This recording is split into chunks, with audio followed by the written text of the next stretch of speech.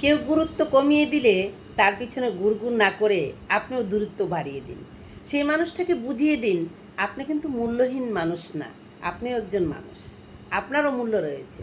তাই তার পিছে ছুটাছুটি না করে, অপমানিত না হয়ে, নিজেকে ছোট না করে, মূল্যহীন না হয়ে নিজের পায়ের নিচে মাটিটা শক্ত করে সোজা হয়ে দাঁড়িয়ে তাকে দেখিয়ে দেন আপনারও মূল্য রয়েছে। কারণ আপনিও নিজের পায়ে দাঁড়াতে পারেন। বুঝতে পেরেছেন? তাই যদি কোনো মানুষ আপনার সঙ্গে মূল্য কমিয়ে দেয়, আপনাকে মূল্য না করে, তাহলে তার পিছনে ঘুরঘুর করবেন না।